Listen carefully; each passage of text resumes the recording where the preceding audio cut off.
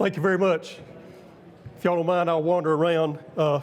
For us, for my family and I, my wife and I, our adventure started with our 2 young children in 1987 with a dream. We wanted a farm, or we wanted 2 farms. We're not sure which of those was. So we had about a year and a half pretty intensive search for a piece of property, and we found what we thought was ideal for us, a little over 200 acres in the Piedmont region of northeast Georgia. And we realized this farm had a lot of potential. Of course, after a couple of centuries of intensive conventional tillage, row cropping, including mostly cotton, it was about as far down as you could get, so potential was really all that it held for us. So with that we kind of went to work. We started off by bringing the hog finishing floor into operation, and then within a year, we constructed and put into operation 2 heavy breeder pullet houses, and then started to work building fences, establishing pastures, doing things like we normally, like we expected to do. Our biggest tools were youth, energy, enthusiasm, and conventional wisdom. Looking back from where we are now to where we were at that time, we see that initially we made several mistakes. One of which was we spent a lot of effort and energy trying to get rid of Johnson grass. Now this farm was covered in Johnson grass. I call it Johnson grass on steroids. And we spent a lot of effort and energy trying to get rid of that. I would not do that again. Next mistake we made, we established a lot of hybrid Bermudas, TIF 44 and Russell. Really like them, but you don't need 80% of your acreage in warm season perennials, particularly like that, so that was another mistake. Another one we made was for our cool season perennial, we chose Triumph fungus-free tall fescue, and all of you know about how long that lasted.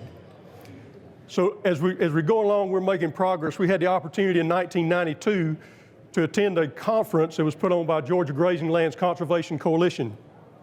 Keynote speaker at that event was a gentleman named R.L. Dalrymple, and he introduced us to a concept called intensive rotational grazing. He put it in pretty simple terms, which is what it takes for me to understand. We're going to put a lot of animals on a small space for a short period of time, then we're going to move them, we're going to let it rest. He went over some ideas, maybe how to make it work. So we went home and cogitated on that for a little while, and it just seemed like it made some sense. There seemed like some real application to what he was presenting there.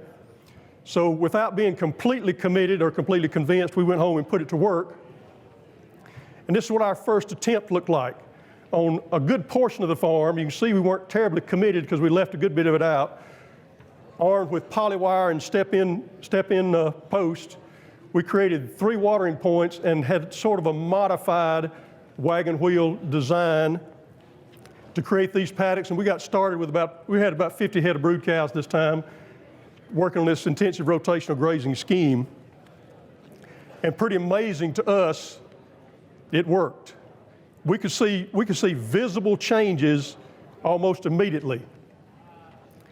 So the kind of things that we were seeing was initially the forage response. That rest period was phenomenal.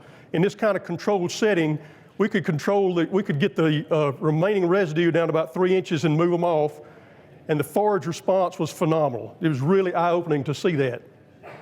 Forage utilization, again, you're putting a larger group of cattle in a small area. They began to utilize all of it. They weren't just grazing in favorite places, so we were getting better utilization up front.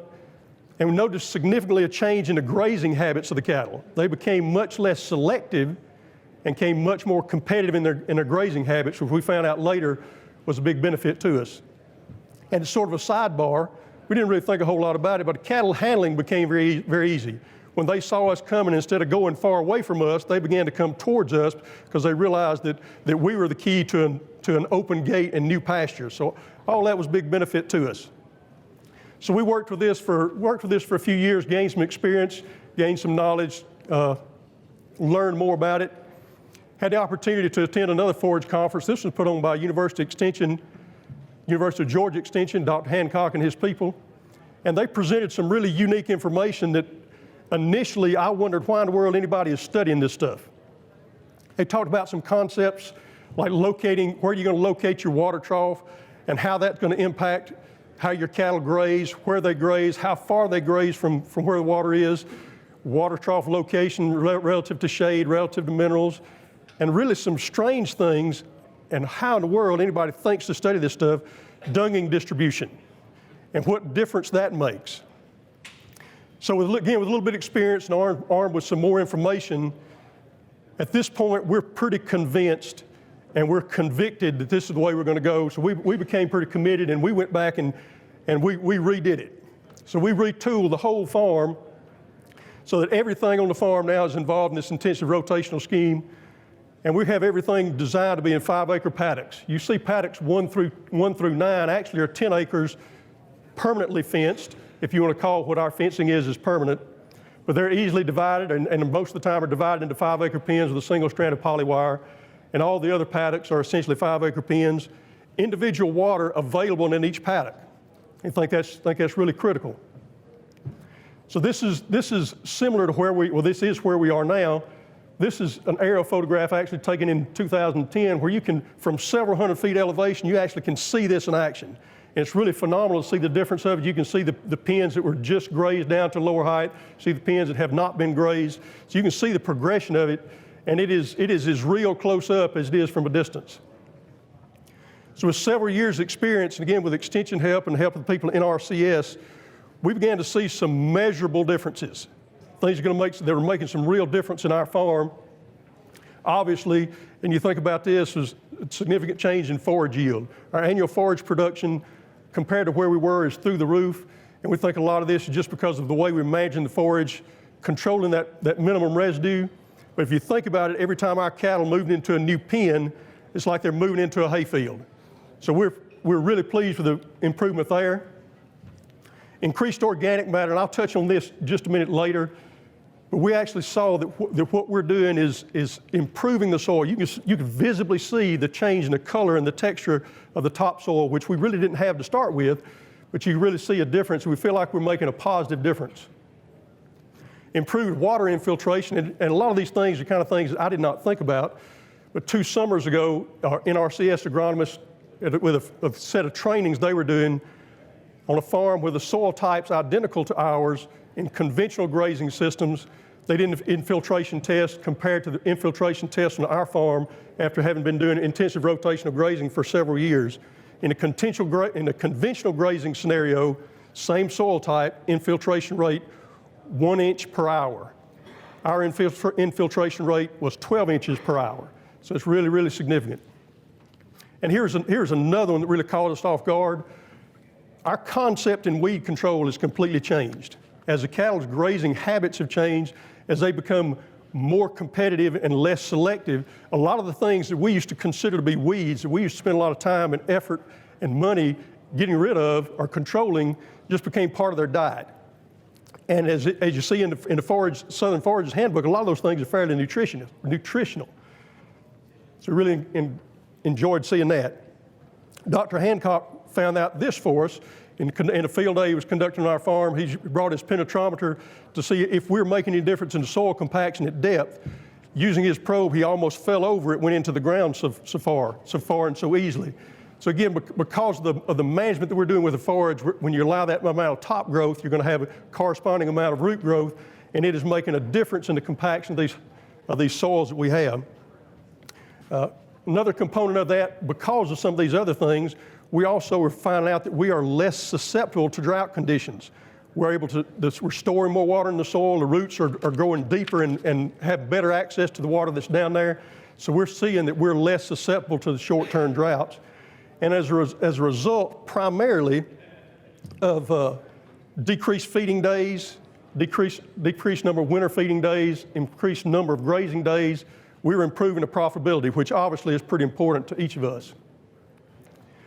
So as we've gone through this journey, there's a lot of things we've learned that I'll share with you, and these are kind of things that I hope you can take home and apply to your operation.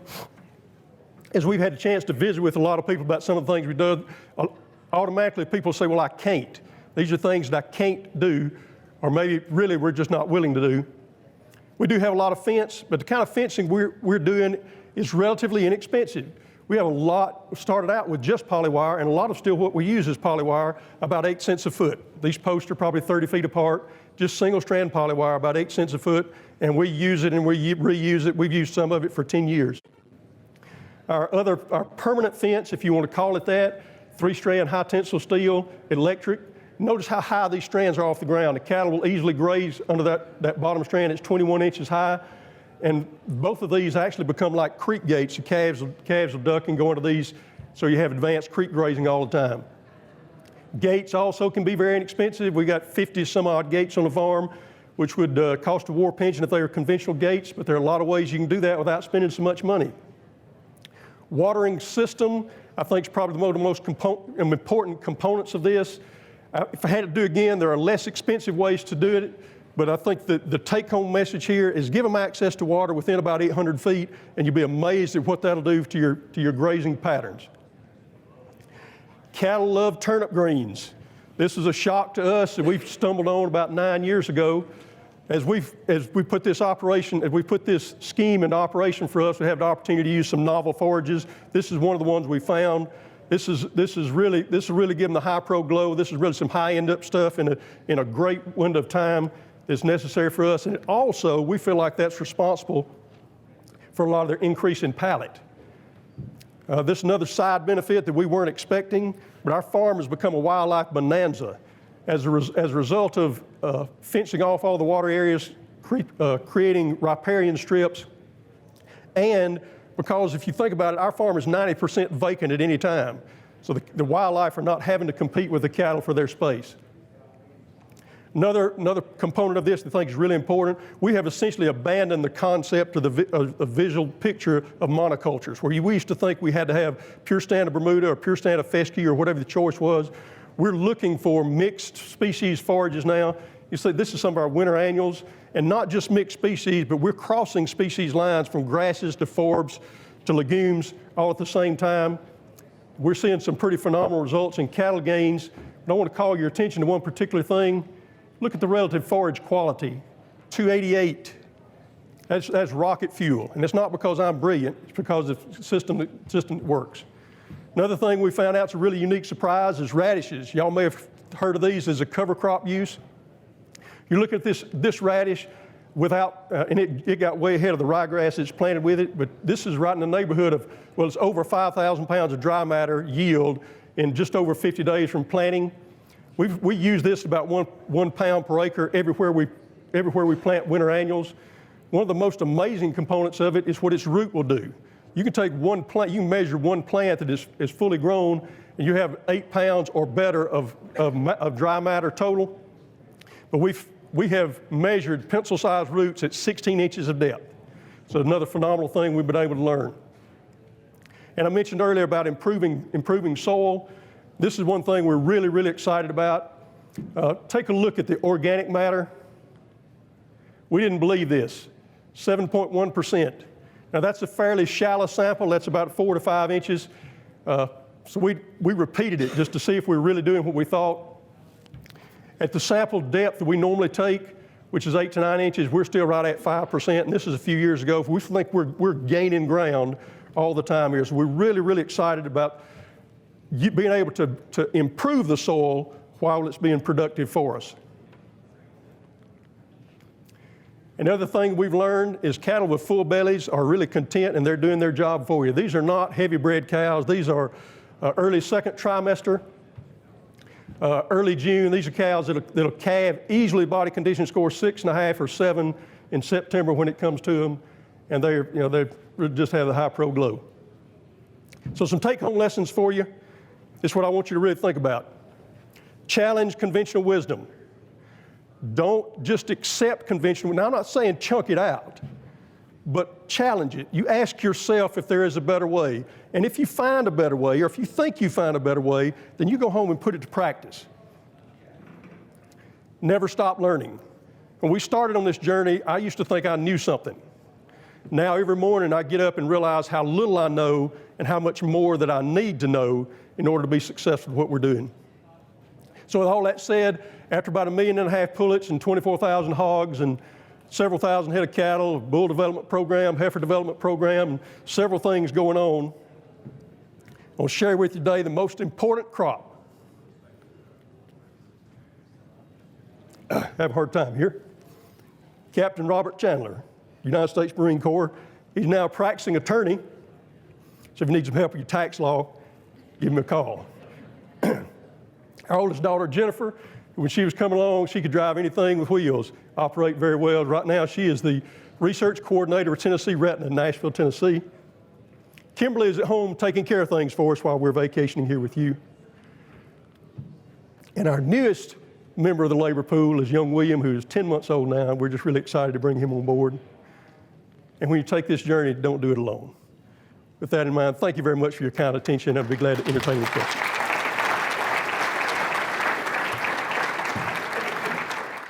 Like I said, my name is Ben Maples from North Alabama, and very thankful to be here today. Been a very great conference. It's the first time me and my wife have been able to attend, and have really enjoyed a lot of the information that we've gotten through here. Just kind of give you a little idea about me and my family. This right here is a picture of my wife and 2 daughters. My wife's always said anytime you start a presentation, put cute kids on there and everybody will love whatever you talk about. But this is my daughters, Janie and Lydia. They're 2 and 4, and that's my wife, Heather. And if you can't tell from this picture, I married up, so we did very well on that side. And like about me, I went to Western Kentucky University in North Bowling Green, where I majored in ag education. And a couple of highlights about our family throughout this past year is we won the Alabama Excellence in Agriculture Award, and then this past year I was recently named Alabama Conservation Educator of the Year through NRCS, which is a pretty real cool honor on my end. And also I've served as the state Young Farmers Chairman for Alabama. I have 2 jobs. My off-the-farm job is I teach high school agriculture. Tell a lot of people the reason I teach agriculture is so I can have money so that I can afford to farm. And with our farm, with my high school program, we do a little bit of everything. I teach a lot of plant biotechnology, soils, and plant crop science is very big in our area. And also we do a lot of welding and plumbing and a little bit of everything, just so we can get this next generation off the ground and able to be good members of society. Also with this, I run my FFA program, and this is kind of the big thing about when I look at forage production, I look at agriculture, it's this next generation. I want to get this next generation taught so they understand the importance of ag, and I want to be able to have this generation carry on the work that we are all doing in agriculture right now. Like I said, soils and everything's very prevalent in our program. I've had the state winning soils team the past couple of years, and then we'll go to national soils this spring, for the 3rd time.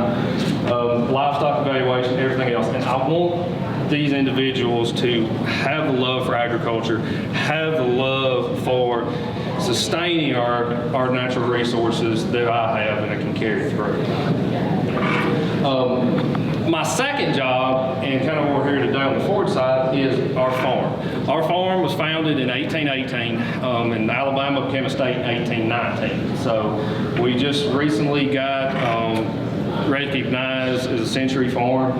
It's been in my family since that time. Like I said, we currently raise about 175 registered Angus cattle, and our primary income is selling bulls and replacement females.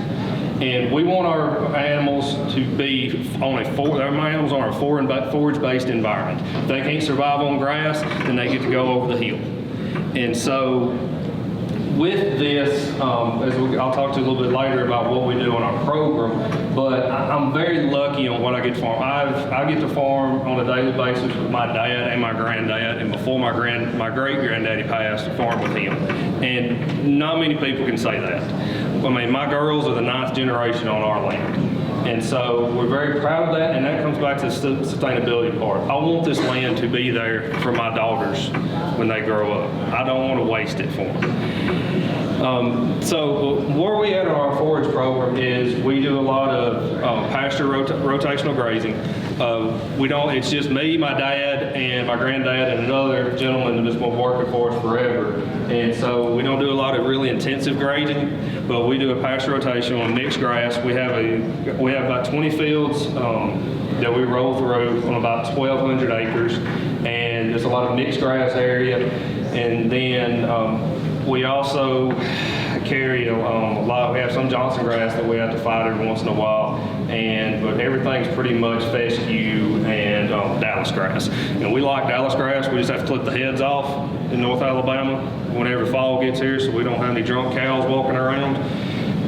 But our program works for us for what we do. In our winter feeding, we started doing this about 2 years ago. We unroll all of our hay as much as we can. Just the component of it spreads our animals out, it spreads that fecal matter out so that we can fertilize a little bit better. We can get our whole fields covered, since we don't have dung beetles anymore. And you can see in this picture here, that's my daughter unrolling hay. My dad, we're still in the manual labor stage of unrolling hay. It's put it on the side of a hill, kick it, and hope it stops before it hits the creek. But we're trying to do this so that we can add a little more substance to our soil, add a little more organic matter, and keep everything the way we have it. And then also on our hay production, we put up typically about 1,200 bales a year. We look at this from the component of what can we do to maximize our quality while keeping our costs low. And we'll just kind of show you that here in a minute. But we run a couple fields of straight Bermuda that we put up, and everything else is going to be fescue mixed grass to put up in storage. We have one hay barn that we use right now. Currently, we use chicken houses. We had layer houses through Avogin, and after they closed down one of the houses, we stored hay in there, concrete floors. You could put hay in there, and 10 years later, it looked like you just baled it the same day. It was great storage for us. But currently, we have this barn that we put up because I took that house back into production. We're very lucky that we have these 3 houses because we're able to spread chicken litter. I mean, most of y'all, when you smell chicken litter, you know it smells like gold because it smells like money. And we're able to carry that and use that on our ground to help supplement what we need. Also, you can see we have a couple hardware stores in the background of that one picture. We used to run a lot of beans and milo, but it just became cost ineffective because we were going to have to do a lot of work on our unloader systems, and we just decided that the best way to do it is shut that part down, and we strictly do round bales now. And we always talk about forage production, and I always tell my kids when I'm in school, this is the first step in forage production. It's the least exciting. It is not near as much fun as going around and driving a tractor. It's not near as much fun as fencing, but it's sitting down and making the numbers work. If your numbers don't work, then your business is not going to survive. And so this is the first step we do. We always sit down, we go through our numbers, we evaluate our program every single year from a financial standpoint to make sure that we're going to be profitable. And the thing that we look at is there's all kinds of options out there, but what we do is we want to pick the best option that works for us at our lowest cost. And so one of our fields that we have right now, we have one field, about 25 acres of peat gamma grass that we put in North Alabama. And it worked out perfect. We have a low river bottom ground that floods periodically, really damp soils, and this gamma grass has taken off and has just been phenomenal for us. We've run up to 50 pairs on this ground during the summer just to help us. In these drought years, this gamma grass field has saved us in drought years because we're on river bottom ground. That gamma grass, very deep roots on it, it's able to pull some of that water up, and it has helped us a lot. We burn it every fall. We know that the gamma grass is going to get burnt because my granddaddy disappears for about 5 minutes, and next thing you know, there's a big flame coming up out of the river bottom, and we don't know if to call the fire department or go find Bill and see what he set on fire. But we'll burn it off every single year. We typically put chicken litter, about 100 pounds of hen on it every year. And our litter drivers love going down there and spreading on that gamma grass. If y'all know it's clumpy and you're trying to drive, you'll shake your teeth out of your mouth. But it's worked great for us. And then kind of some other stuff that we've done is we also, we ran some bin corn one year. We were transitioning from beans and milo to hay. We had a couple fields open. We went out, broadcast bin corn, threw some in on it, ran a do-all over it, came up, and then grazed cows on it. We're real row crop heavy. I wish y'all could have seen the look on some of my friends' faces when they drove by and saw just random corn out, and they called me and asked me if I got drunk and went and drove around and spread corn somewhere. But it worked great for us. We graze it down about the first node and then take the cows off, throw them back in, and it worked. It added weight to our cows, kept that fleshing ability on them. And it's just little stuff like that that I always talk and tell my kids and everybody else is what works for you and what's different for you. But when we look at our program right here, we look at different things. We look at what can I control. And I was trying to think of a picture that would be perfect for what can I control. And if y'all can barely see that, my daughter is making a face when she's sitting on that tractor like, you better do what I tell you to right now, because she controls everything. But we look at production costs, what's going to cost us, our current program, how our current forage program is working to where we are, and also to what alternatives do we have out there. We always want to try and stay as flexible as we can. We want to keep in mind what we can do.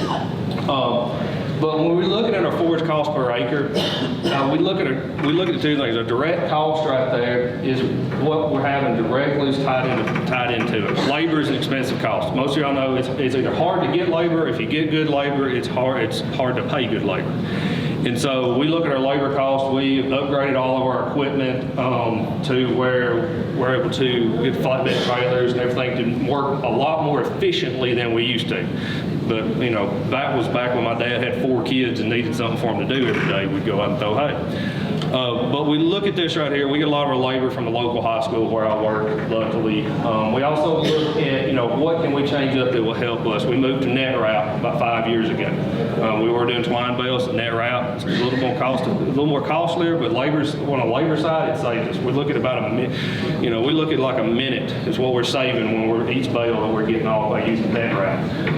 We kind of look at our fixed costs. We're always trying to figure out what's the best way to do with our equipment, if it's better to lease, buy, what we need to do. So we're running Vermeer balers with Case and McCormick tractors currently. And we're also looking at our opportunity costs. That's one thing that we always try to do is what is best for opportunity. We've got some ground that we lease out. We're talking about next year coming back, taking that river bottom ground, putting it straight into hay production, running a center pivot over that. So during the dry months of the summer, we can still get that growth we look for. But it's what works best. And that's the whole key when we're looking at this production as we go through. The other thing that we do is we look at forage budgets very hard. I have 2 brothers who are livestock economists and a mother who is an accountant. So budgets and spreadsheets and everything else just came natural in our family. But we look at these forage budgets through Auburn and Mississippi State, and it helps us get an idea of what it's going to cost each bale of hay that we produce, and then we can turn around and make this cost work to where when we're selling cattle, selling livestock, selling weaned calves, where our lines are. Because it's kind of like my granddaddy told me when I was growing up, farming is not really a way of life, it's a business. If you're not making any money, you need to get out. This is what we use to make sure that we're making money so that we can keep this in the family for another 100 years coming up. And so these forage budgets, if y'all haven't ever seen one, I'm sure your state has some type of forage budget to run through. It's a very great resource in trying to determine where you're at. And these 2 right here is just one. These are from last year that we worked up on the Bermuda field that we run, and then also some of our hay ground that we run on one of our farms. But just making sure that we're profitable on what we fall into. But again, I thank y'all for taking the time to let me here today, and very looking forward to the rest of the conference would come on. So.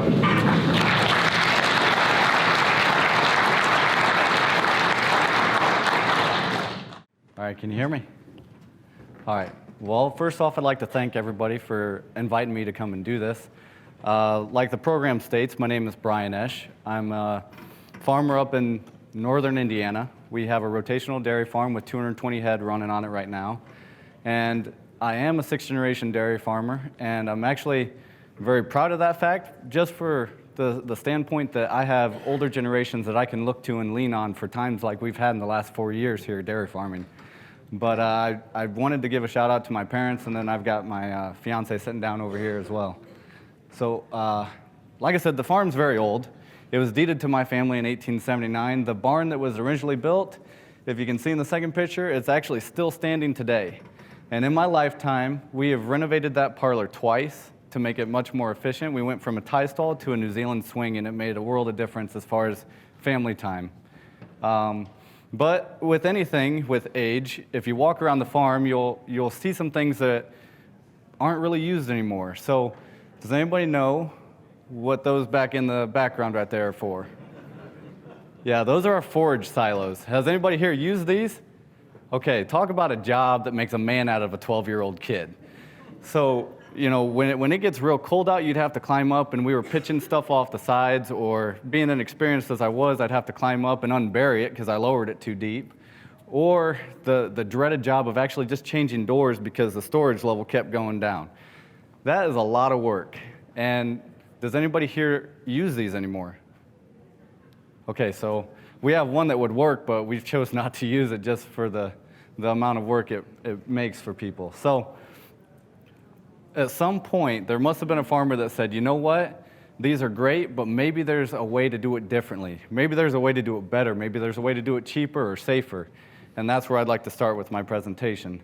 So a real quick challenge I have for everybody in the room is I've got 9 dots positioned on that.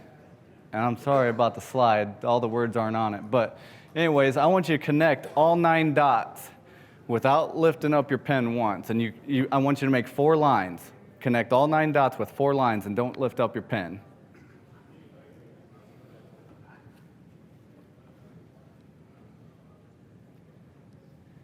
Okay, so the answer is it can be done, but it's a little tricky. What you have to do is you have to think outside the box and go past those dots to make your 4 lines. And so something that may have seemed impossible or not possible at the time, it can actually be done. You just have to kind of push your limits a little bit.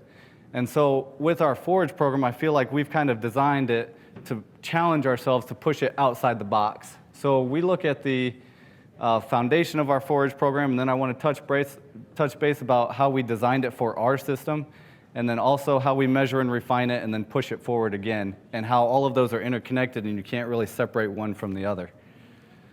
So to start off, I want to talk about the soil, because really without good soil, you don't have a forage program whatsoever. So a quick credit to this slide. It was shown to me by Ray Archuleta. He's an NRCS agent, or retired I believe now, but he said there's soils on each of these planets, Earth and Mars.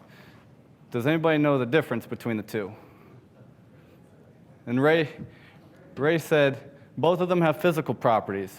They both have mountain ranges, they both have valleys, they both have areas that could be farmed.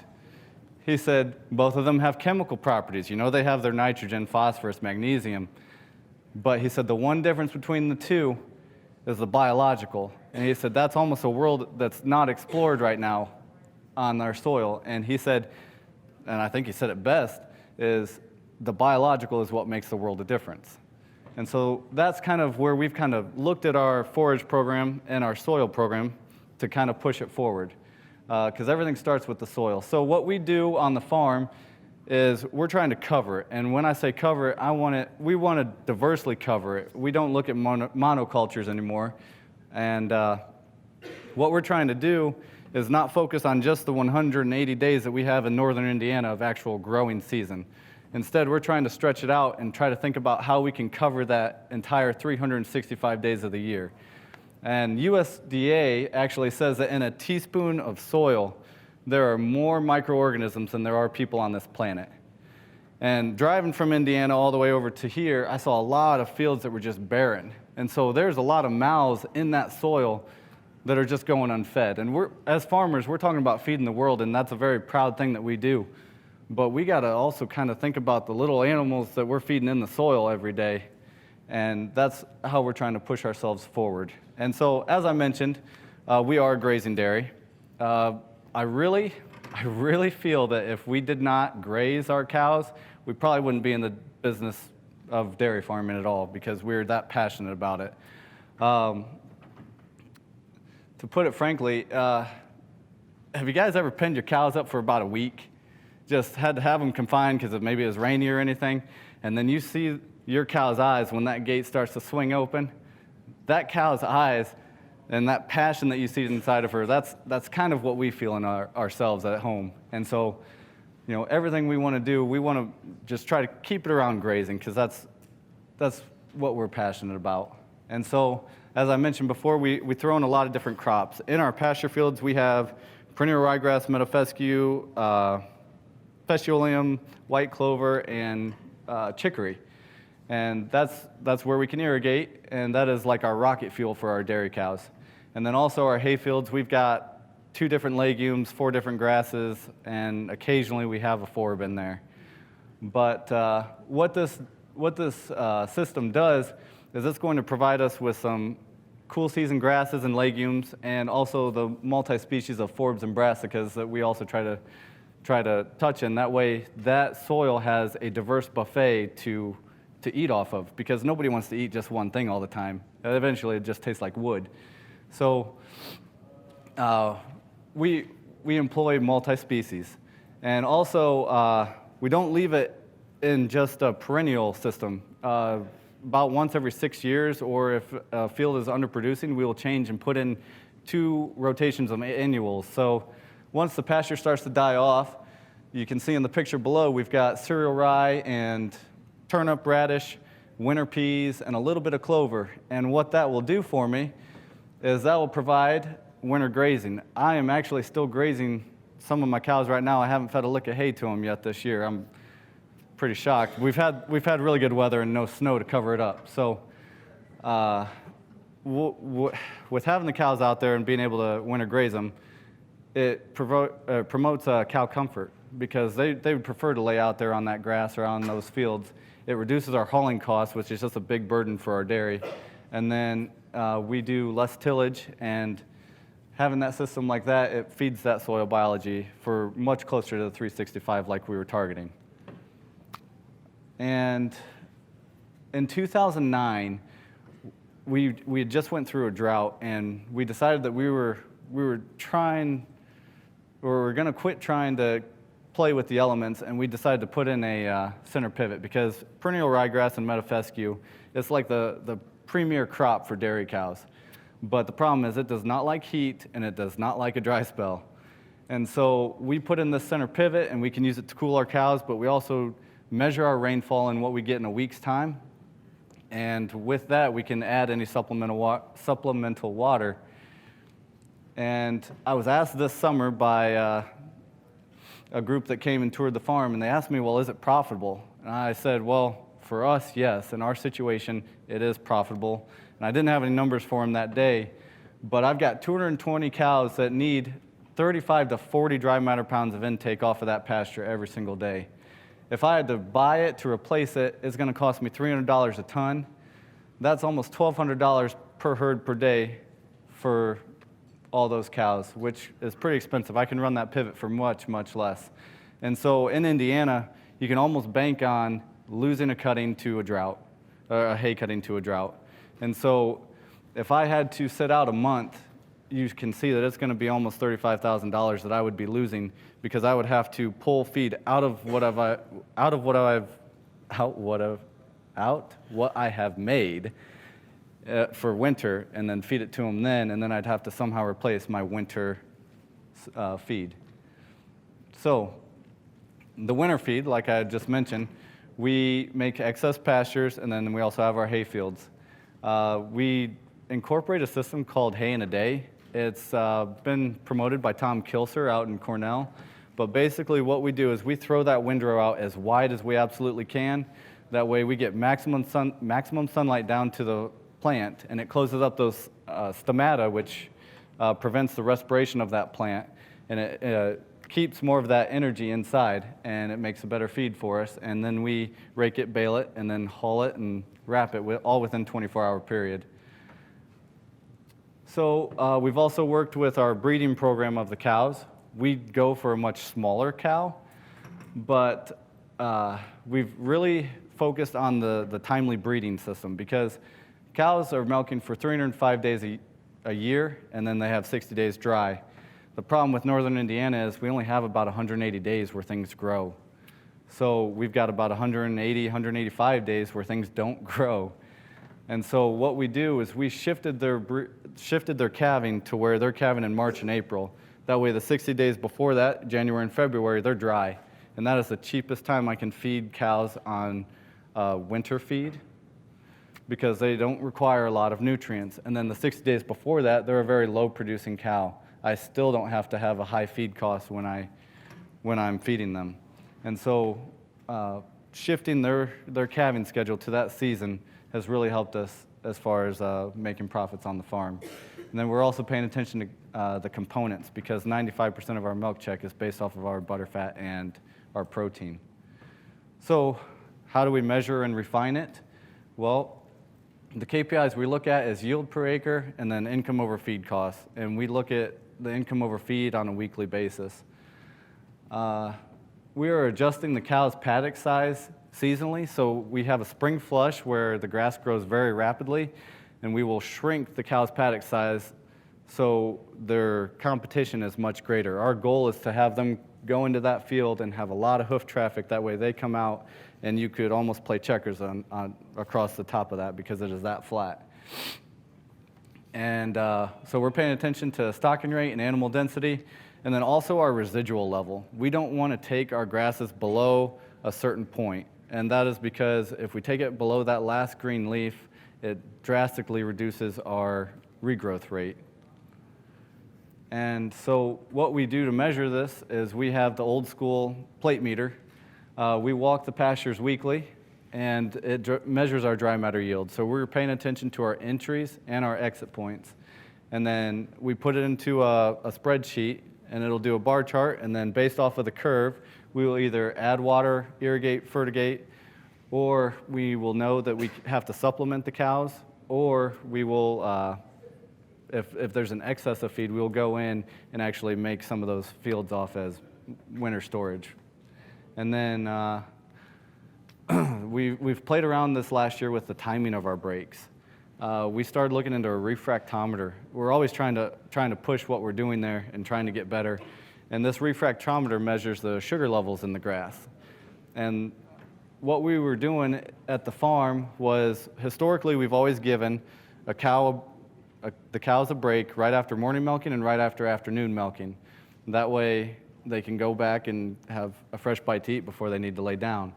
But this last year, with looking at the refractometer, we found that if we gave them that break closer to 10 o'clock instead of 7 o'clock, that sun had a little bit more time to hit that grass and bring those Brix levels up. And our goal is to see if we can get a higher energy corrected milk response, or get higher milk out of the cows, which in all honesty would promote higher weight gains as well if you're a beef farmer.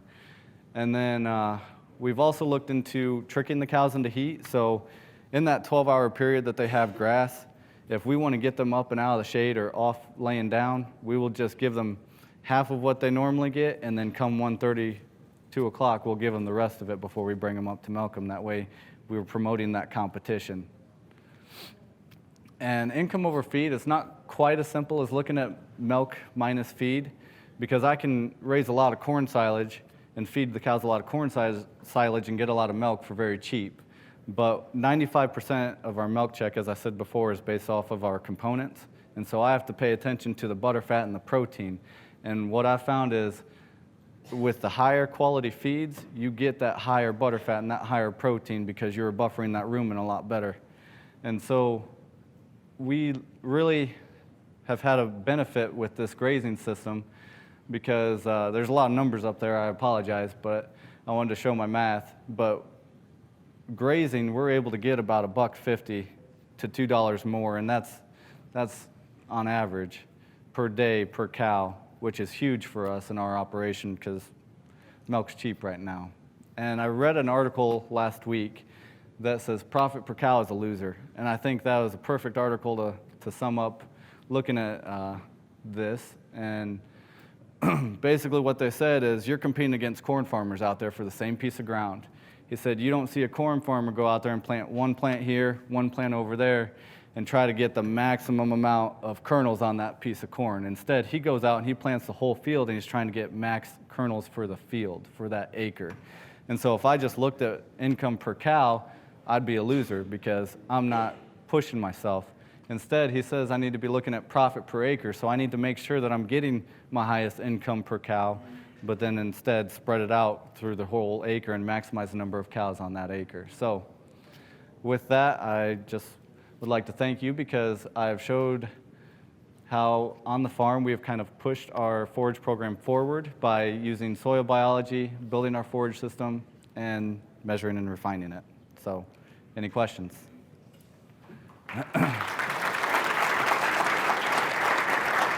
Can you hear me okay?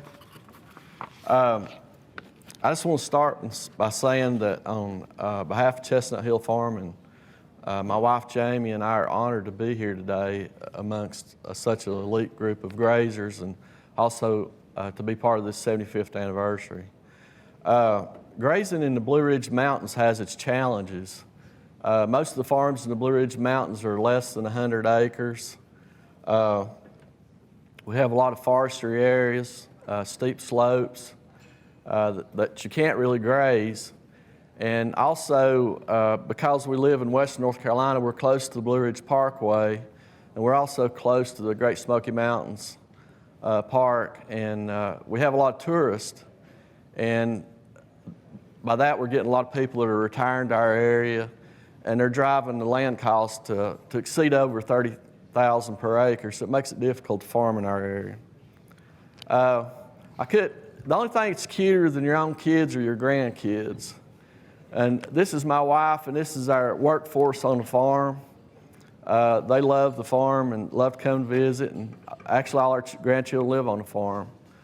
But I couldn't go any further without giving God the credit for all the resources that He allows us to be able to work with, and His grace and blessings and salvation that He's given me and my family.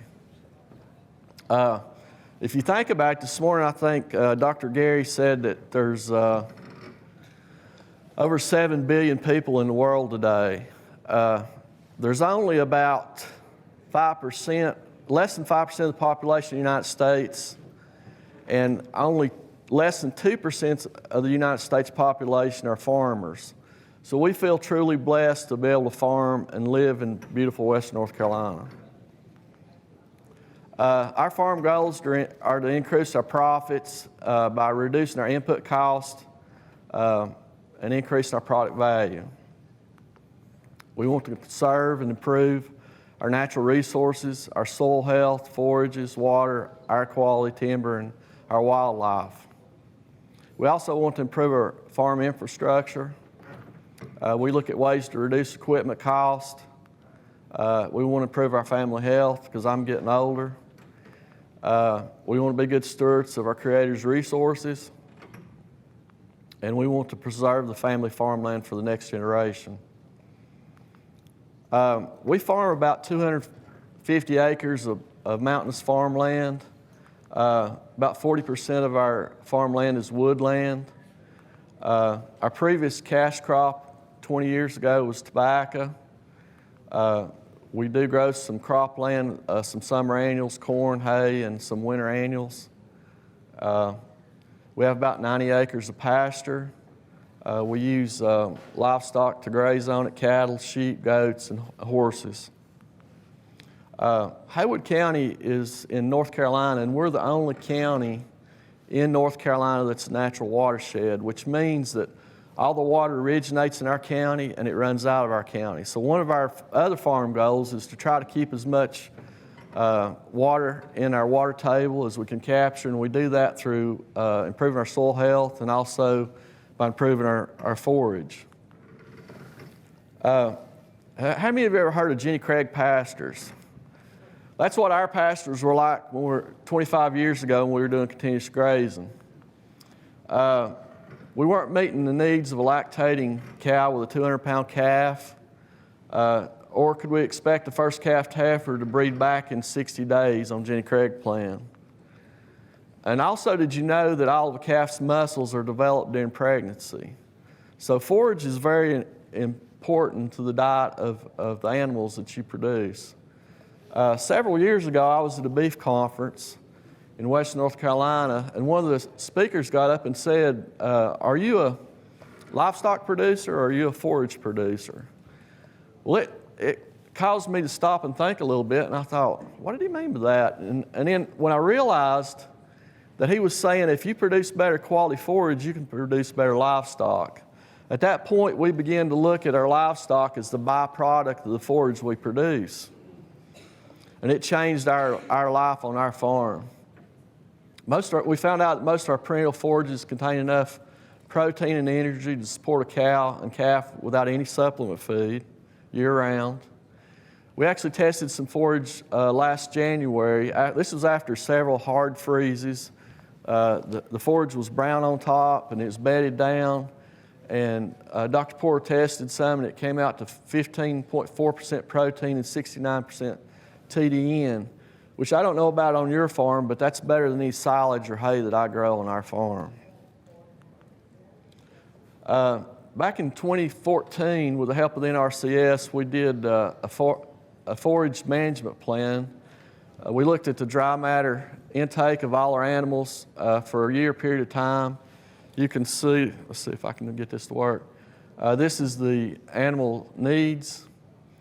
And you can see right when we start weaning or either selling livestock, it drops off a little bit in the summer, and that's when our forage seems to start dropping off also. But we looked at our perennial forage growth, and we had a peak. About probably 40–50% of our forage growth was in the spring and May, and then it drops off when it starts getting warmer. Then we have another peak in the fall. So we started looking at ways to improve this. We also took a look at what it was like with the Jenny Craig pasture. 25 years ago when we were on Jenny Craig, we weren't actually even meeting the needs of our animals on our farm. So I think if you take a look at this next slide, when we started adding winter annuals, now this is a calculation of the perennial forage plus the annuals, and also summer annuals, and also on stockpile forage. So you can see from this that we're able to meet our animal needs 80% of the time once we added these annuals and started stockpiling. We've been stockpiling now for about 8 years or longer, and it's worked really well for us. One of the advantages we found, though, is that 75–80% of the time we have surplus forage. So the question was, what are we going to do with that surplus forage? We could bale it at $30 a roll, and my rolls are pretty small, so they're about 600 pounds. Or what we decided to do was to add sheep to our livestock inventory. We presently have about 40 ewes. We try to breed them in October so that they lamb in early March. We try to get the lamb size to about 50 to 70 pounds. These are meat sheep. It takes about 4 months to get them to that size, and then we sell them to a direct buyer by the pound for around $1.75 to $2.25 per pound. The last 2 years, we've had 100% conception rates with very little supplement fed during the winter. We've averaged almost 2 lambs per ewe, and we've pretty much grazed sheep and goats year-round. I think I've only fed maybe 2 rolls of hay this year to the sheep and goats. We've been doing rotational grazing for over 20 years. We've got over 20 paddocks, average size 6 to 7 acres. We try to start grazing our cattle on the winter annuals in April. And then we move to the rotational cool season forages in May. We start grazing the forages around 8 to 10 inches of height, and then we rotate off at about 4 inches. We try to give a good rest period of around 60 to 120 days. It just depends on what kind of year we have. We clip in July or August, and then add nitrogen in late August and start stockpiling about 30 acres of winter forage. And then we start grazing it around the 1st of December. We like to strip grazing from December to February as needed. You can see in this photo here that This was strip grazing in the spring on some of the winter annuals. We also like the summer annuals, Sorghum, Sudan, and Pearl Millet. It kind of helps fill the summer gaps of the cool season for us in the mountains. We're thinking about maybe adding some sun hemp to increase our fiber and capture a little bit more nitrogen with it. We try to plant around end of May. It's about 30 to 45 days to establish the forage. We can graze it usually around the middle of July. Then we apply nitrogen if the weather's conducive to that. We try to graze mainly our preconditioned calves in these annuals because they seem to do really good. We've been getting about 2¼ pounds per day on them. We also stockpile winter forage. We try to graze our cattle around 300 days out of the year. It's our target date, or days. We stockpile mixed cool season forages. We do have some Kentucky 31 that's toxic, but we found that it's least toxic in the winter for us during our breeding season. We start breeding right after Christmas. We've been able to reduce our calving season to 60 days. 75% of our calves are born within 30 days, and it's improved our conception rates to an average of about 95%. Annual feed cost savings is about 30 to 50%. We like the diverse mixes. We use Raised Crazy in the fall. That's one I really like. You can see the sheep and the goats do really well in Nebraska's in the fall, and then we move the cows on to in the spring to the other part of that mix, which I think it's crimson clover, vetch, and Australian pea, I believe is the other one. There's a few others in with it. It's really helped improve our soil health and fertility on our farm. We've went through some droughts. Drought seems to be the norm in western North Carolina. In 2016, we probably went through the worst drought on our farm's history. I think we had less than 20 inches of rain the whole year, and most of it came in the spring, and then we didn't get any for the rest of the year until late fall. It was tough stockpiling that year. But what we did notice is that with the MIG grazing, managed intensive grazing, it really improved our ecology system below ground. It helped with improving our water infiltration, our groundwater, and it's made our farm more drought tolerant using MIG. Here you can see we're strip grazing in that year, and there's not a lot of forage there, but this was in December, and we were still grazing in December. We had farmers in our area that were actually feeding cattle in August and September. So we felt fortunate to be able to still be grazing in December. We did open the silo sometime and start feeding a little hay sometime in late December. We found that strip grazing improves our manure distribution. You can see that in the bottom picture. And also, we feel that a healthy soil benefits us all. Some farm improvements we've made with the help of the Soil and Water Conservation NRCS is the stream exclusions. We've drilled a well for livestock. We've added strategic watering tanks. We've added high tensile fence, and it works really well with strip grazing. We've built a lot to wean in. We also built this lane about 20 years ago when we were doing the stream exclusions. And one of the advantages that we found of doing this was really a surprise to me, and I never really thought about it. But once we got the cows up out of the mud and manure where they were coming to the barn to eat in the wintertime, it completely eliminated our issues with calf scares. And so there was a great benefit from that. We try to follow good livestock health, good vaccination program, animal ID. We feed minerals year-round. We keep a quality water supply to our cattle and sheep, goats.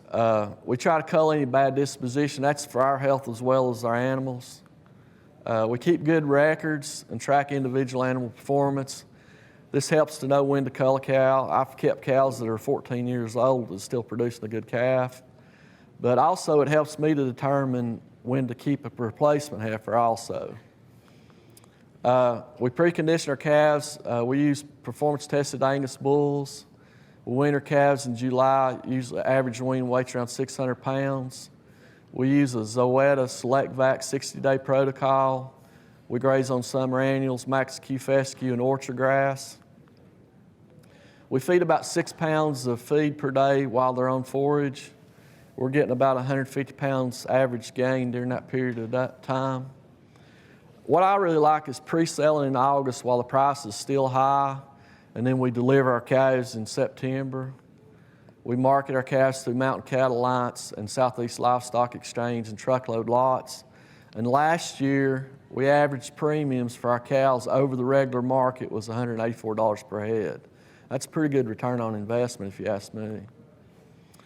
Some of the things that we've done to increase our weight gains, on our weaning weights, I think reducing our calving season to 60 days really helped increase our weaning weights. And then also on our sale weights, adding summer annuals has helped increase our sale weights. I think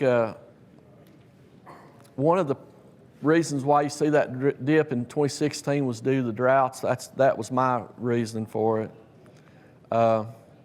We have dedicated about 40 acres to wildlife habitat. We have excluded our livestock to kind of protect our forests, and we've got a pretty good wildlife around our area. Kind of summarize, improving our forages has reduced our winter feeding cost. It's put more pounds on our livestock. It's improved our conception rates. It's increased our stocking rates by 30 to 40%. The extra forage added income from the sheep and goats. Mid-grazing's really improved our soil fertility and water infiltration. The summer annuals and winter annuals help fill our forage gaps. We've learned it's faster to move a polywire fence every 2 days than it is to put up 2 rows of hay each day. And it's easier and cheaper to have the cows harvest the forage than it is to purchase equipment and make hay. The cattle are calmer, they got better dispositions, they're always ready to move.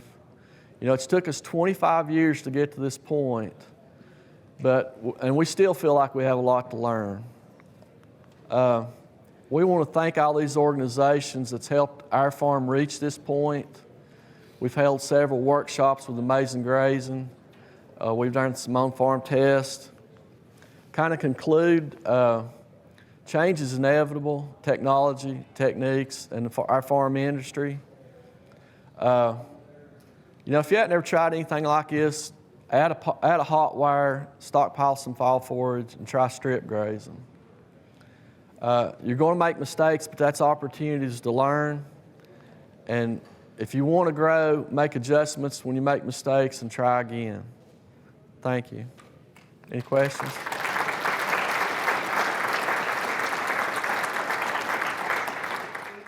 Good afternoon. I am Ann Bays, and I am a grass farmer. My husband John and I own and operate Moonlight Farm in Corbin, Kentucky. On this farm, we raise cattle that are totally grass-fed and grass-finished. We raise pigs that are allowed access to pasture. I've raised chickens for meat that are allowed to free range on grass. And we raise quarter horses, and they eat a lot of grass.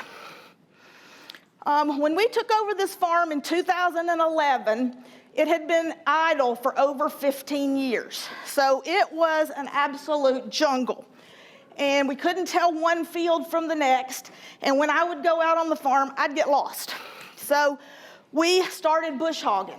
The other thing that we did right off the bat is we took soil tests in every field that we could get to.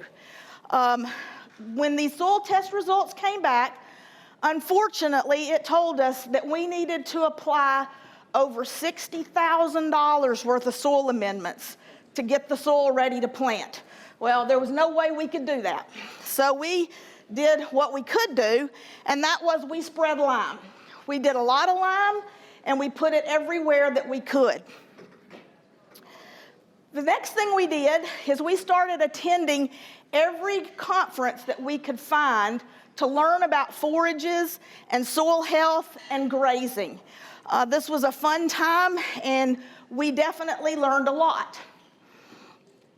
The first conference that I personally attended was in Knoxville at the University of Tennessee, and Jim Garish spent a day convincing the audience that it's not economical to make hay. Now, that was not hard to convince me of because I don't come from an agricultural background. I'm an engineer by trade, but luckily my husband is a retired high school ag teacher. Anyway, I got done with this conference, and I was all excited because I was going to go back to the farm and tell my husband that we weren't going to make hay anymore.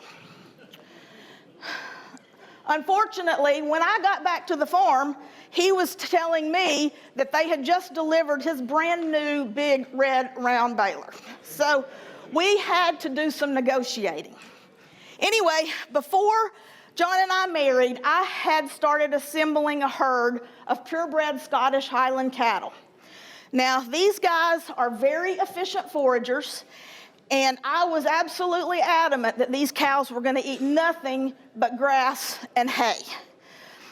So we started planting clover.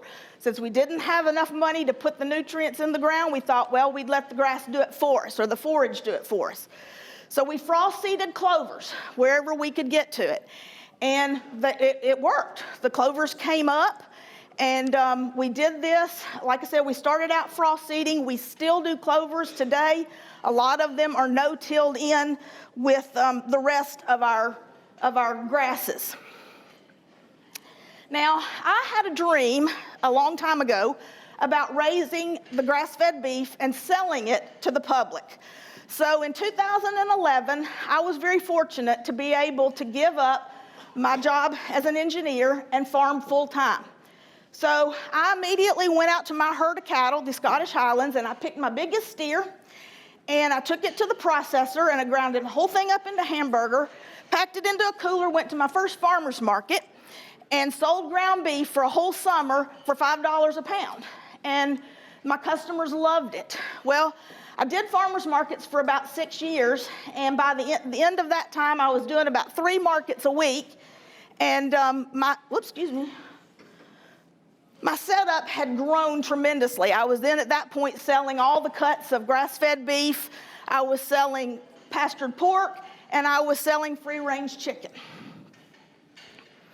Soil tests, we kept doing them. We do them every year, or try to, and the soil was improving. And with that improved soil, we were seeing improved forages. Now, early on, we realized that we wanted to try some rotational grazing and things like that. So John suggested that we go visit NRCS to see if we can get some cost share help to do some of the things we needed to do. So we head to the NRCS office, and much to my surprise, instead of just telling them we want this one little pasture or 2 pastures so we can rotationally graze, they made me sit down and do a complete conservation plan of the entire farm. And buddy, I kicked and I screamed, and they made me do it anyway. I didn't know what I wanted, how I wanted it to be set up, or how we needed to do it, but we came up with a plan. And I'm really proud to say that this year, by the end of this year, we will have completed about 90% of this work, which we never could have done, A, without NRCS help, and B, without doing this plan in the beginning. So John decided he wanted to add some commercial cows. This was good, but like I told you, my Highlands are very efficient foragers. The commercial cows are not so much. So we really, at this point, had to up our forage game. So we were still trying to pretty much feed totally grass and hay with these. Now, we managed to do some some strip grazing. One summer, I took this 12-acre paddock right there, and we were able to graze our entire herd of cattle on this 12 acres just by strip grazing. We were back fencing it, and this is the coolest picture, I think, that I've got. This strip right here is where the cows are going next. This strip right here is where the cows just came out of, And this third strip, if you can see, is where it's starting to recover.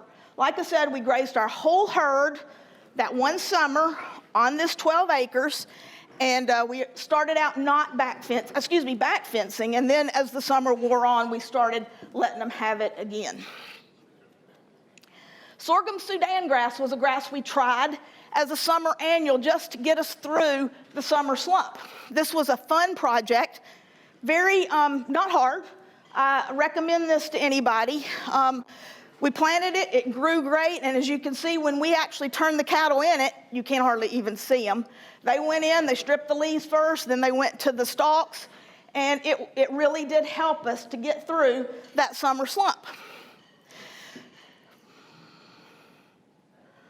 Sorry. The other thing we did through NRCS is we were able to do a grazing management plan. Once again, this gave us a complete plan of how we were going to plant our fields and how we were going to graze our fields. Now, we have definitely deviated from this, but you can see by the worn look of this plan, we do use it a lot, and we try to stick to it, and it has been a really good tool for us. We do make hay. I didn't win that argument. And we do make a lot of hay. But one of the things we learned is that it's very important not to cut this hay too short. In our area of the country, when you drive around during hay season, you see all these fields and they've been scalped, and I'm going, oh God, they're not going to get a second cutting. So we try real hard to leave at least a 4-inch residual on our hay fields. This was difficult at first because the people who manufacture hay mowers don't set them up to leave this high of a residual, but it can be done. Hay storage is extremely important. When we first started out, all we could do basically was take our round bales and put them on the edge of the fields. That's all we could do. Unfortunately, when we did this, we were losing about 50% of our hay.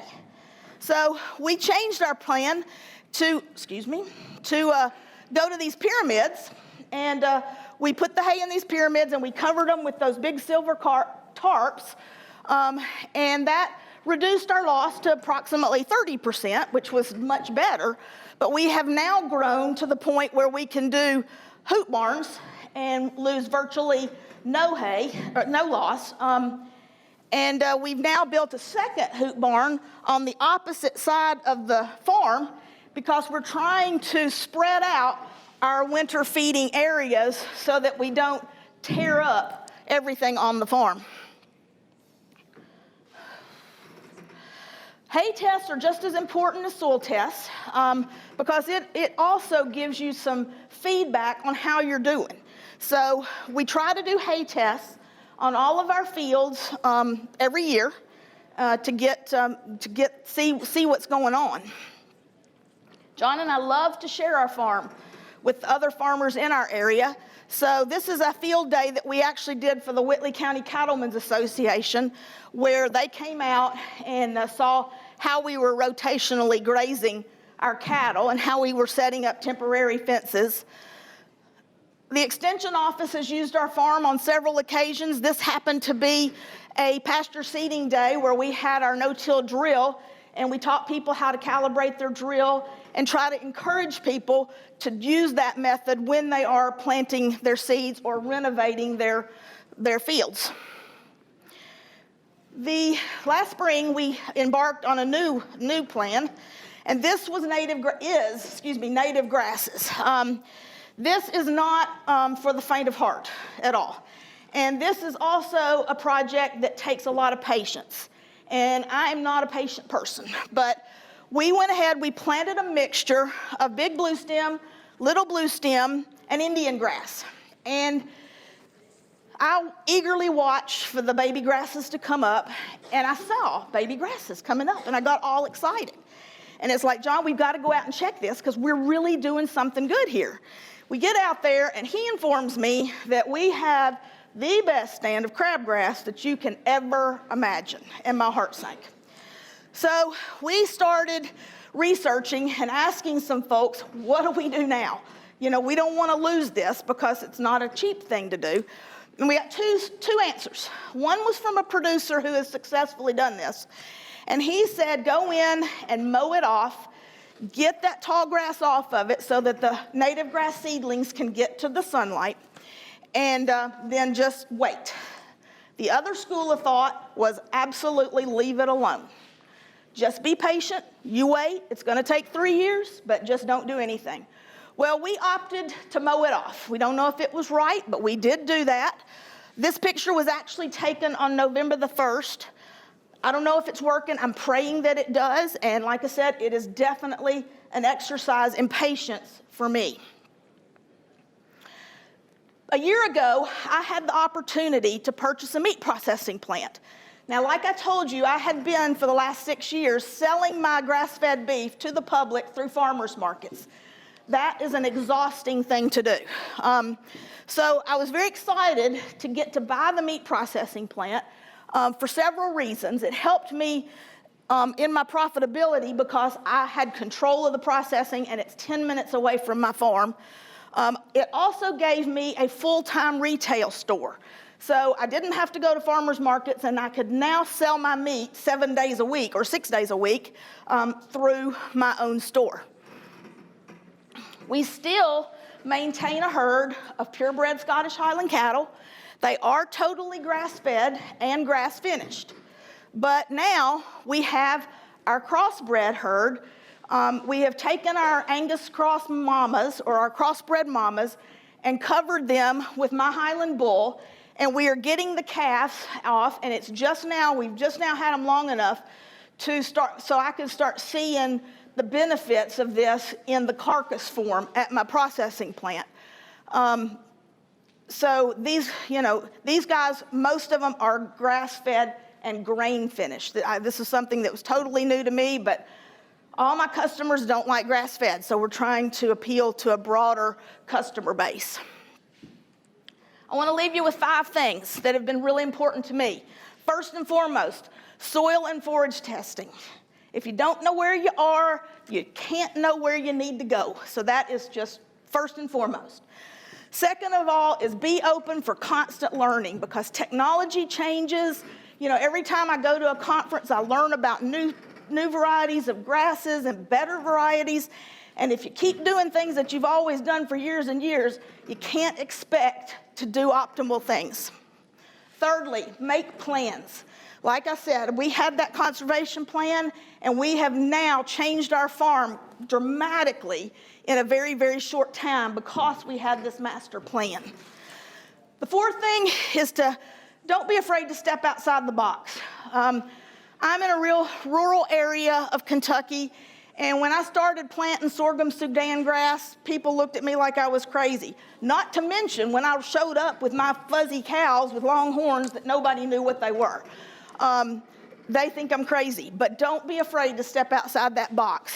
And then the fifth thing, and real important, is to never, ever give up on your dreams. I had that dream of selling grass-fed beef before I ever knew anything about agriculture, and I have managed to do that. So with that, I want to close and answer any questions you might have.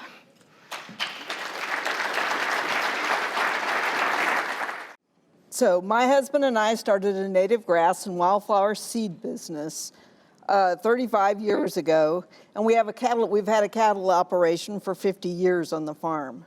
We received a Conservation Innovation Grant from the Natural Resources Conservation Service and the Missouri Department of Conservation to plant 99 species of native plants on 55 acres. So the purpose of the planting was to learn about grazing diversity and for pollinators.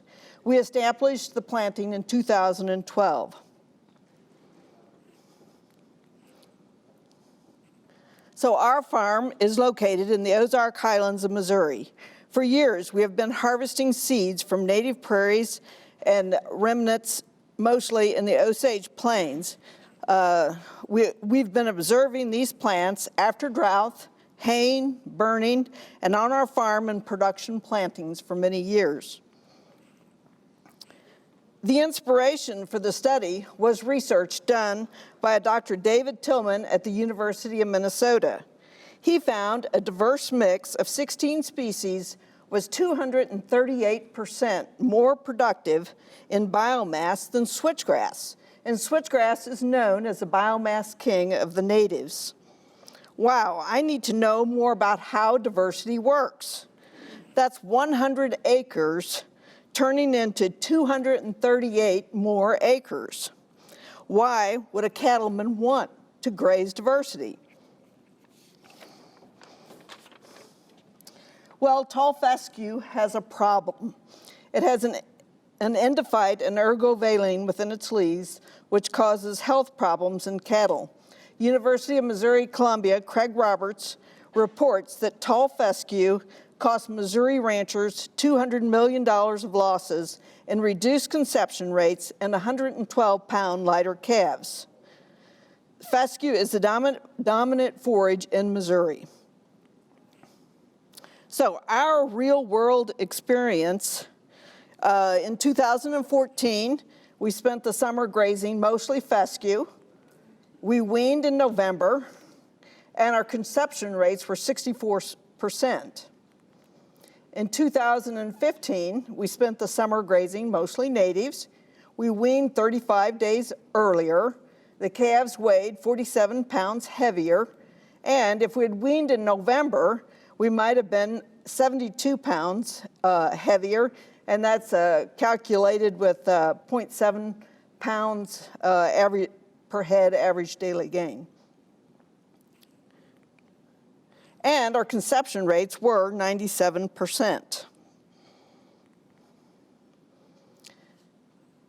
So cattle performance is important. Oh, I got to catch up. I'm sorry, guys. No, I don't want to take too many. Okay, so cattle performance is important, but what I'm excited about is how soil health might help us get to 238% more production. If the ground were a solar collector,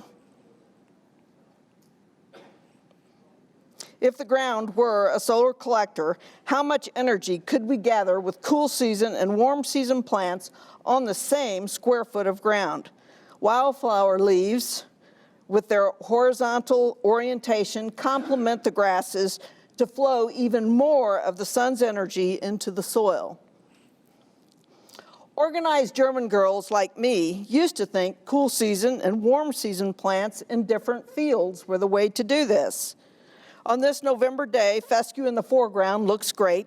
The little blue stem in the background is dormant. Cropping grasslands seems to make a lot of sense, but it's not Mother Nature's design. So here is a native grassland in early June in southwest Missouri. See the brown seed heads of the June grass, a cool season plant all over. The purple lead plant, a native legume, and the pink pale purple coneflowers. What is the green stuff in between everything? Well, that's the native warm season grasses. So what is our second clue to get to 238% more production? Well, let's look underground at plant roots. A diversity of plants gives us a diversity of roots. Deep roots, shallow roots, tap roots, plants all ready to use water whenever we get rain.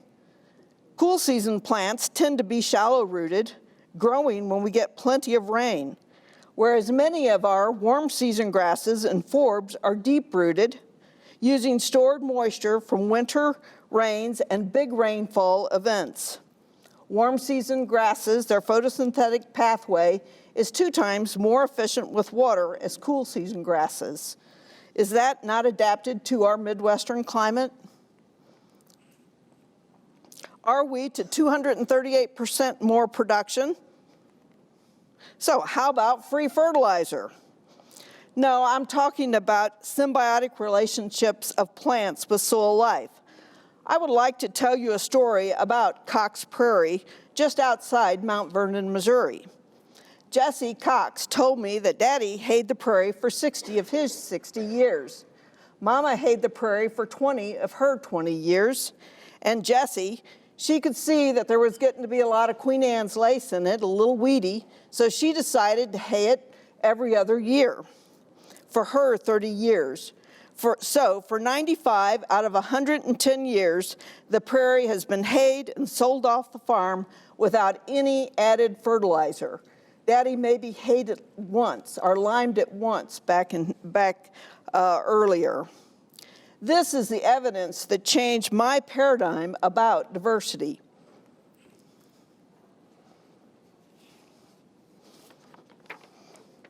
So, mutual giving is known as a symbiotic relationship.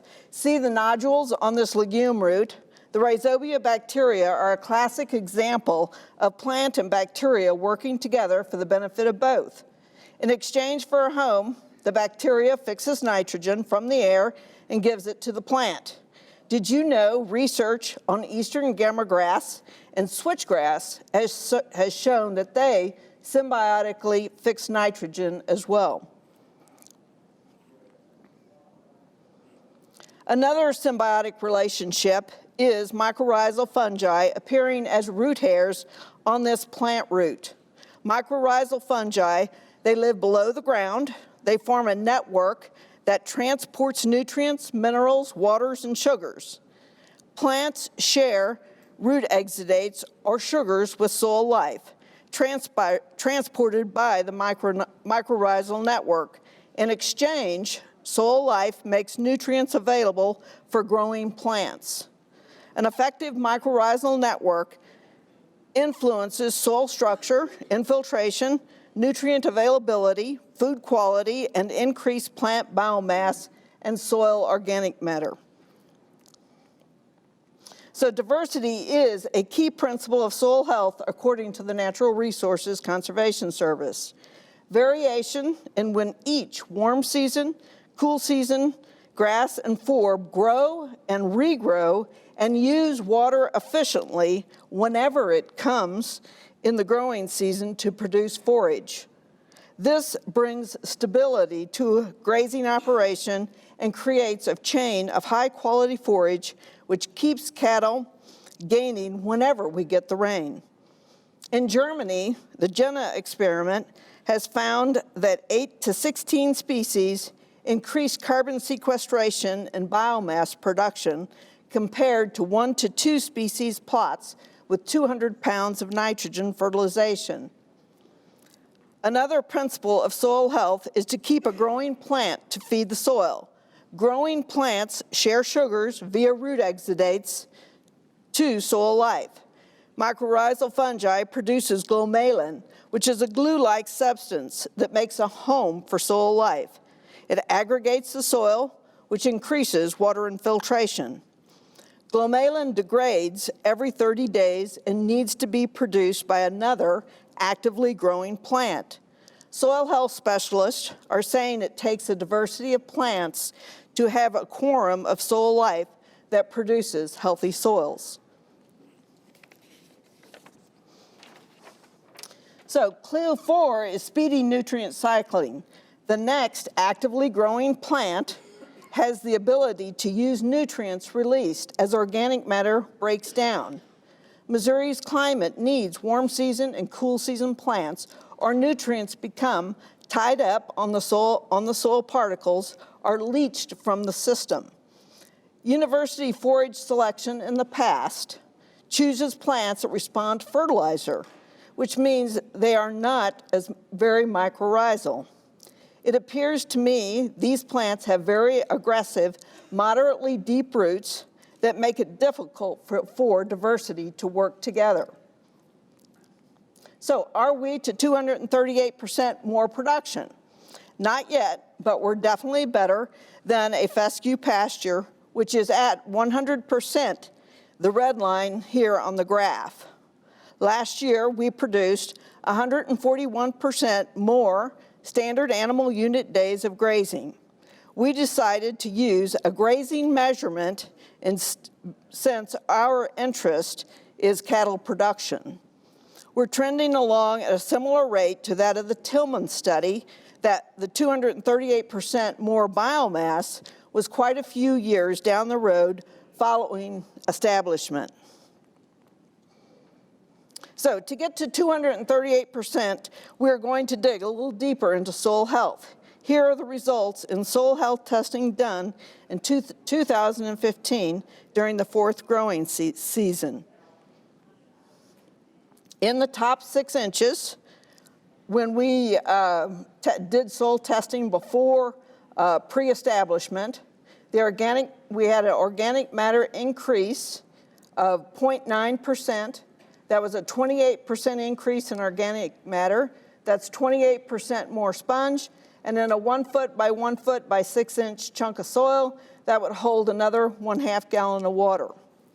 Then we also tested lower in the soil. We tested in the diverse natives for grazing from 8 to 12 inches, and we also went into our fescue stand on a similar landscape position, and we saw that we had increased organic matter by 0.4%. So again, we're producing more sponge deeper into the soil. Digging test pits revealed a 30 to 36 inch rooting depth in our diverse natives for grazing, compared to fescue rooting depth of 12 to 15 inches. Diversity with deep roots have the ability to build deep soils. Deep soils can store more water and can reach nutrients moved down with past rains to get them cycling again. So we know diverse native grasslands. We know diverse native grasslands have built the highly productive prairie soils. In 2015, we did infiltration test. A 6-inch cylinder is driven into the ground, and 1 inch of water is poured into the cylinder and timed until the water has soaked into the ground. In the fescue, the first inch, it took 3 minutes for that inch to infiltrate. The diverse native grasslands infiltrated in 1.25 minutes. The second inch, we see even more spread. The fescue took 33 minutes to infiltrate, and the diverse natives took 12 minutes to infiltrate the second inch of soil. NRCS soil health specialist Doug Peterson pointed out all the earthworm castings on the soil surface of diverse natives for grazing. Fescue is known to have an inhibitory effect on soil life. The burrowing of earthworms provide tunnels for air and water to penetrate the soils. Wildlife is another reason to plant natives. Spring turkey season draws us to our native areas. My family hunts deer sheds in the spring. For the last 3 years, we have found at least 7 deer sheds each year on the 55 acres.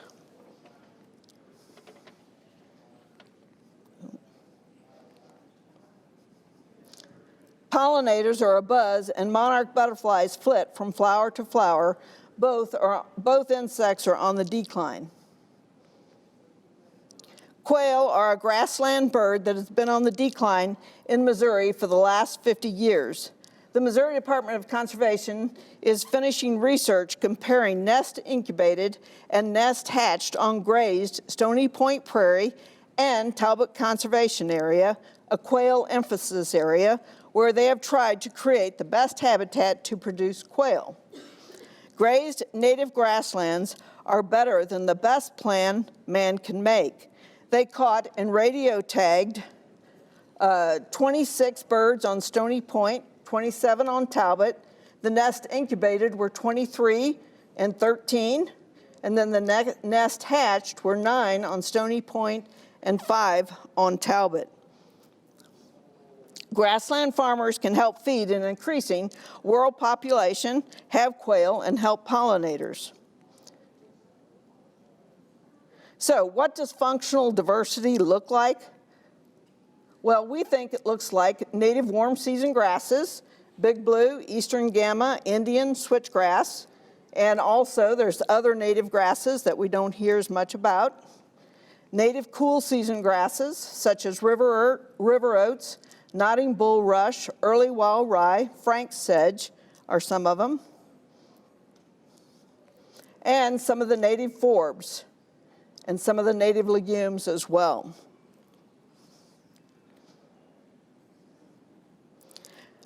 Diverse native grasslands have a genetic memory for grazing. How does a U.S. consumer want beef produced? In a confinement animal feeding operation or on regenerative, healthy grasslands? I am working with the local soil and water conservation districts to develop diverse native for grazing cost share practices for the purpose of grassland soil health. I would like to thank the soil health researchers and teachers for giving us these principles of soil health, as it has helped me to understand how plants work together to make soil. And I would like to thank the American Forage and Grassland Council for giving me the opportunity to tell this story about diverse natives for grazing. Soil health is the common ground for the rancher and the conservation community. Does anybody?